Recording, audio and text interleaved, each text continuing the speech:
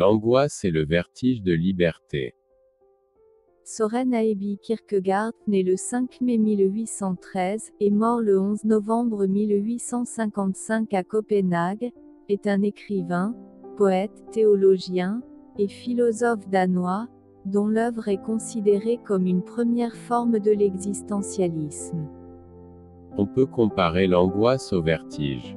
Quand l'œil vient à plonger dans un abîme, on a le vertige. Ce qui vient autant de l'œil que de l'abîme, car on aurait pu ne pas regarder. De même l'angoisse et le vertige de la liberté, qui n'est pas ce que l'esprit veut poser la synthèse et que la liberté, plongeant alors dans son propre possible, saisit à cet instant la finitude et s'y accroche.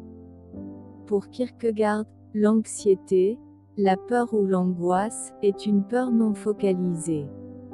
Pour bien comprendre, Kierkegaard utilise un très bon exemple d'un homme debout au bord d'un grand bâtiment ou d'une falaise.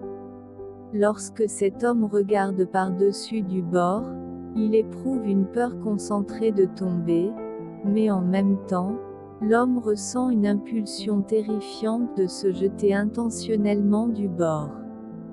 Cette expérience est de l'anxiété ou de la crainte en raison de notre totale liberté de choisir de se jeter ou de rester sur place. Le simple fait que l'on ait la possibilité et la liberté de faire quelque chose, même la plus terrifiante des possibilités, déclenche d'immenses sentiments de terreur. Kierkegaard a appelé cela notre vertige de liberté. Tout acte exige l'oubli. Frédéric Nietzsche. Dans le plus petit comme dans le plus grand bonheur, il y a quelque chose qui fait que le bonheur est un bonheur. La possibilité d'oublier, ou pour le dire en termes plus savants, la faculté de sentir les choses, aussi longtemps que dure le bonheur, en dehors de toute perspective historique.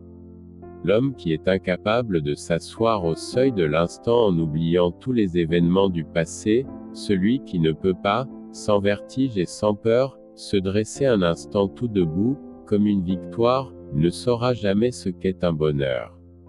Et ce qui est pire, il ne fera jamais rien pour donner du bonheur aux autres. Toute action exige l'oubli, comme la vie des êtres organiques exige non seulement la lumière mais aussi l'obscurité. Un homme qui ne voudrait sentir les choses qu'historiquement serait pareil à celui qu'on forcerait à s'abstenir de sommeil ou à l'animal qui ne devrait vivre que de ruminer et de ruminer sans fin. Donc, il est possible de vivre presque sans souvenir et de vivre heureux, comme le démontre l'animal, mais il est encore impossible de vivre sans oubli. Contre la tradition philosophique classique que l'on peut qualifier d'hypermnésique, Nietzsche pose, contre Platon et la théorie de la réminiscence, que l'oubli a une positivité. Qu'il est même une condition du bonheur. Oublier, c'est se libérer du passé, donc pouvoir agir. Une conscience nostalgique, grosse du passé est renvoyée selon Nietzsche à la paralysie. Nietzsche suggère qu'un animal ne connaît ni l'ennui ni la douleur. Il est incapable de se souvenir.